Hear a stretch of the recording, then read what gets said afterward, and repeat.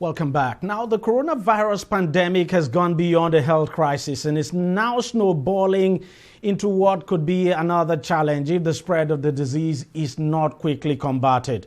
There's the issue of deaths caused by the virus on the one hand, and on the other, millions of people who do not get infected by the disease could be at risk of severe hunger or malnutrition. As a matter of fact, nutrition has a lot to do with the disease. How one's body now or one's immune system responds to the disease most times would depend on whether that individual gets a balanced diet. So the United Nations World Food Programme recently raised concerns about global starvation, or what it calls hunger pandemic, in addition to the threat posed by COVID-19, which could double the number of persons suffering from acute hunger across the world.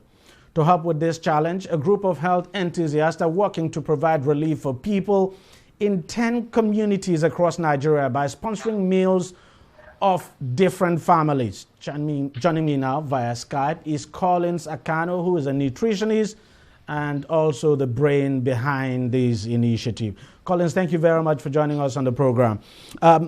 Talk to us more about this initiative, trying to feed 10 families. Is it just 10 families or 10 families across Lagos, for instance? Okay, thank you for having me, Mr. DEJI. I'm very delighted to talk about what we are doing at Communeating. Actually, Communeating is a CSR initiative of our company, Diet234.com, where we've taken note of the fact that, everyone is on the lockdown, and then people are being challenged to get around to get healthy food, or food as it were. So it poses a risk for food security on a general basis. So what we did in Communeating is to leverage on technology to get food across to families who are going to be in very serious need at this point. And we're doing that with the power of volunteers, and these volunteers are volunteering remotely. So we started with a fun food challenge whereby, so several challenges have been coming up on social media. So we thought about, let's put out one there whereby people online can just, generate a poster, call on a few friends to, aggregate some money together to fund a family. Now we are targeting 500 heads of families across Nigeria. But so far we've been able to raise about 70 food bags. We've been able to raise 70 food bags for about 70 families across Nigeria. And these are in 8 states currently. We're looking to, still scale up our impact. So you started giving out this food? Oh yes, we started on the 25th of April, and it's even currently going on right now. If you can see, I'm wearing my T-shirt. I'm the community chief in my own locality. We're starting, we're doing the deliveries door to door. What people are doing on our platform on the website is, you go on the website, you nominate a family you know is vulnerable at this time. We're considering widows, we're considering single parents, we're considering orphans, Now, imagine these people have an issue getting food on a day-to-day basis regularly. Now there's a lockdown and there's limited access and movement. So you can imagine the pressure and the tension these guys are going through. So what we are doing is we go from community to community. We get our volunteers. We have about 200 of them. They nominate to be community chiefs in their own locality. And then we find a way to get resources across to them, either financial resources or food donations, leveraging on the fact that so many Nigerians are passionate about this initiative and they are giving to this cause. So that's what we're doing. How much of Lagos are you able to cover? The lockdown is done. How much of Lagos are you able to cover? Can you hear that? How much of Lagos are you able to cover? So currently we're in 4 communities in Lagos. We're at Ajegunle, we're at Mazamaza, that's the one close to Mautu. We're at Ikotun, and then we're at Ilasamaja. We're also doing at Amuodofin. I'm the one at Amuodofin. Oh, that's great, and it's good to know that you're able to do it door to door, not the kind of disorganized food distribution we've seen over this period. And now, what kind of food are you giving to people? So because of the fact that people have food choices, and being a community nutritionist, I understand that very well. We are giving staple foods. So these are raw food items. We're not giving cooked foods. We're not giving perishable foods. We are giving staple foods. We have a list on our website. We're giving out yam. We're giving out tomato sachets. We're giving out bottles of vegetable oil, palm oil, onions. It's a whole lot. It's a whole lot. And we even have people who are saying, okay, you know what? I run a food company. I want to donate to this cause. This morning, we just received sprouted sorghum. We received powdered crayfish. We received soya rice. So we're just giving out these foods in packs. They are staple foods, actually, raw foods. The truth is that this period has clearly shown that quite a number of Nigerians are very generous, no doubt. Now, let me ask you this.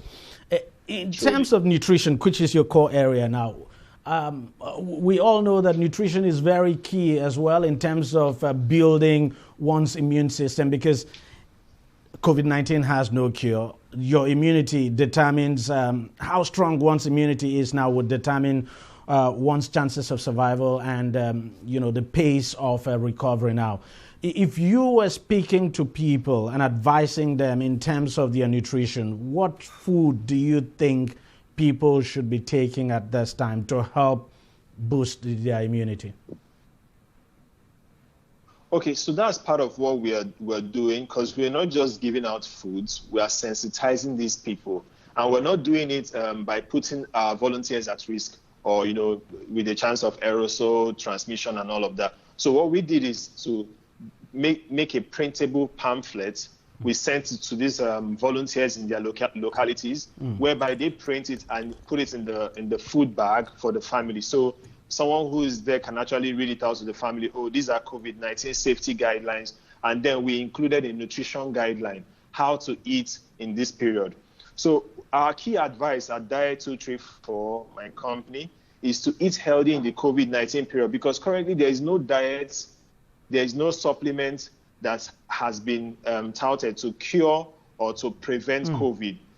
So what you can only do is to support your immune system by eating healthy food. And of course, the healthy food category we are talking about here is vegetables and fruits. Okay, you do well to increase your antioxidants from getting enough vitamins and all of this to fight off any chance of a comorbidity. What I mean is any other sicknesses that can aggravate the COVID-19 spread. Yeah. Now, we don't mention any particular foods. We just tell them, so don't eat fruits and vegetables. Try to eat different colored fruits and try to eat at least 5. Now, it's quite challenging to eat 5 fruits a day, but then you can actually snack on these things as you go. And the good thing is that fruits are not expensive. Fruits are not expensive at all. Yes. But people need to know that. Fruits are quite expensive. Yeah, they are quite expensive. But I think the issue is this. People are not well aware.